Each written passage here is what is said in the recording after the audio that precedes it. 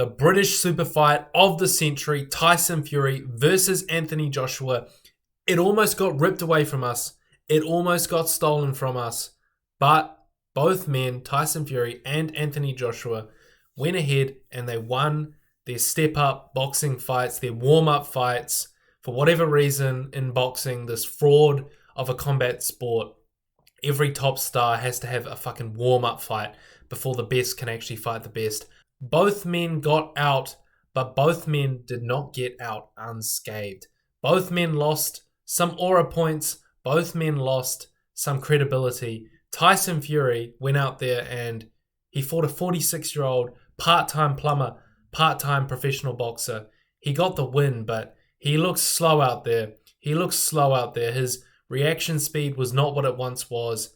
He's still the incredibly gifted boxer in terms of fight IQ, but you can just tell that the physicality and the lifestyle of Tyson Fury has caught up to him. And he's getting hit by clean shots by Mariusz Wach. If he was getting hit by Daniel Dubois like Mariusz Wach was catching him, Daniel Dubois or any man who's not a 46-year-old who's got a lot of miles on the clock, he would be in big, big trouble. Certainly big trouble. Anthony Joshua, on the other hand, went out there. He fought a more dangerous opponent. I'll give him that. A more dangerous opponent. A younger, hungrier heavyweight contender in Kristian Prenga. 20-1, 20 knockouts. He gets through the first round. Barely makes it through the first round. Gets dropped within the first minute of the first round. I'm thinking AJ's career is over. I'm thinking it's donezo. It's wraps. Go back to fighting Jake Paul. Jake Paul rematch in 2027 is what it's come to from Anthony Joshua. But he digs it out. He comes back in the second round. Gets the knockout. A much more impressive win than Tyson Fury's 7th round TKO over Mariusz Wach. It wasn't even a clean TKO. It was a fucking corner stoppage. Tyson Fury couldn't even get a clean knockout on a 46-year-old out of shape part-time boxer. Genuinely baffling. But nonetheless, they both won their fights and we're going to see a fight between AJ and Fury. Obviously, it's about 5 years too late. Genuinely 5 years too late. It's one of those fights that slipped through our fingers. For whatever reason, you want to blame Tyson Fury, you want to blame Anthony Joshua. I would lean to blame Tyson Fury. We've seen him with his antics trying to duck Usyk. It was only because he got given $100 million to fight him that first time that he actually afforded him the opportunity. So I really do think Tyson Fury is to blame for the Anthony Joshua fight not transpiring. But whatever you believe, it should have happened a long time ago. It really should have happened a long time ago. And I think the reason it's happening now is because both men are at the tail end of their careers. They both lost twice to the same guy in Alexander Usyk. They both know that they're not going to beat up on the next generation, the Moses Atomas. Even Rico Verhoeven's looking dangerous out there. They're not going to beat up on these new, young, hungry contenders in the heavyweight division who punch hard, who are fast, who have much more punch resistance than both of them combined. They realize that this is the time to get the bag, to come together and to finally fight. They know they can sell out an arena in Wembley. They know that this fight is massive. They know that the fans want this fight still because they're both massive names. And so let's make it happen. Let's make it happen at the end of the year, Tyson Fury versus Anthony Joshua. I'm going to just do a little early prediction. I've said it before and I'll say it again.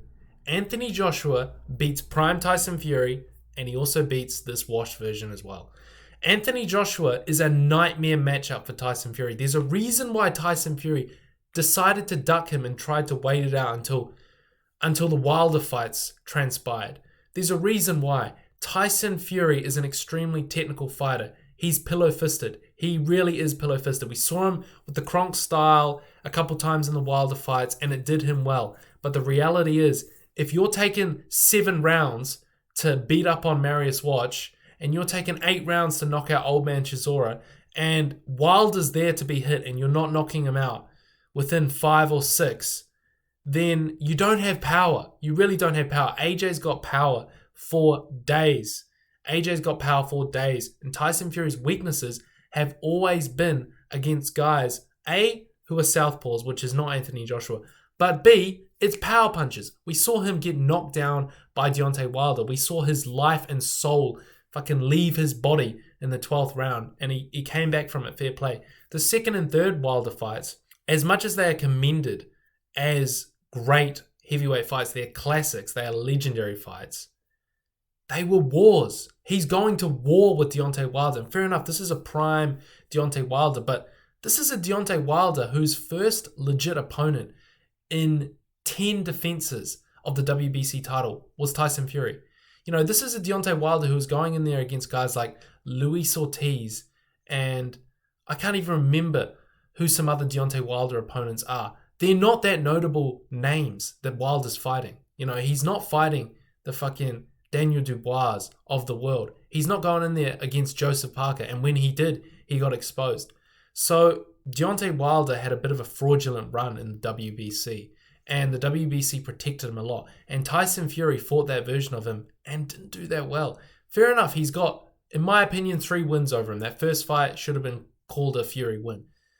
But they're hairy situations. He's getting knocked about. He's getting dropped. And Tyson Fury, we see time and time again, he gets hit, and he goes down. Deontay Wilder, previously in his career, he's been dropped a lot. He gets dropped. Even by Francis Ngannou, he's getting dropped. Tyson Fury does not do well against power punchers, and Anthony Joshua is a power puncher. Now, I'm not saying this is going to be a walk in the park for either men, but I'm going to favor Anthony Joshua because whilst AJ's punch resistance has diminished, Tyson Fury is not a hard-hitting heavyweight. He's not a hard-hitting heavyweight. He's not going to punch a hole through AJ's head in that first round. He's very stick and move. And we've seen the more recent version of Tyson Fury. He's a lot slower. His reaction time is not as quick, and he can't get out of the way of punches quick enough. The Anthony Joshua we saw, even against Kristian Prenga, is an Anthony Joshua that went out there and dropped him in the second round. You see the hand speed on the block. The hand speed is crazy. And I'm looking at Tyson Fury getting hit clean by Mariusz Wach. And Mariusz Wach looks like he's fighting in 0.25x speed. Anthony Joshua cracks. And despite the fact that his punch resistance is gone, that's about it. That's about the only thing that has diminished in the game of Anthony Joshua. His speed is still there. His technique is still there. His physicality, his strength, his power is all still there. The only thing that really has diminished from Anthony Joshua's game is his punch resistance. Whereas I look at a guy like Tyson Fury, and the only thing he still has is his fight IQ. His fight IQ is incredible. It still is. It always will be. That's like the last thing to leave a fighter. But it's also one of the things that helps you the least in a fight if you don't have the physicality to back it up. And we see Tyson Fury, his physique has always looked questionable, but now it looks even worse. He looks like Mr. Potato Head. His physique's out of proportion. His speed has diminished severely. His reaction time, his punch resistance, he's getting clipped, his head movement. Everything about Tyson Fury screams an aging fighter, and an aging fighter who has not treated his body very well. Anthony Joshua has been an absolute athlete. The last 2 decades he's been in this sport. And so Fury is not going to do well against AJ. He really isn't. He has not got the power to put Anthony Joshua away. He just hasn't. And he's not going to outbox him for 12 rounds like Alexander Usyk because he's not as fast and he's not as good on his feet as he once was. I remember people used to call Tyson Fury the heavyweight that moves like a welterweight. He's the heavyweight that moves like a cruiserweight now. His movement is still good, but it's not as good as it once was. So this is a lot tougher of a fight for Tyson Fury than he makes it out to be and that his fans make it out to be.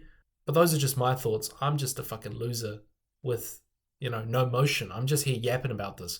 But this is what I believe is going to happen. I believe AJ's going to go out there and he's going to put a bad beating on Tyson Fury. And I think it's going to be wraps for Tyson Fury's career. They're both going to make 100 mil in Saudi, in Wembley, wherever it is held. It is going to be massive. And the heavyweight division is looking exciting.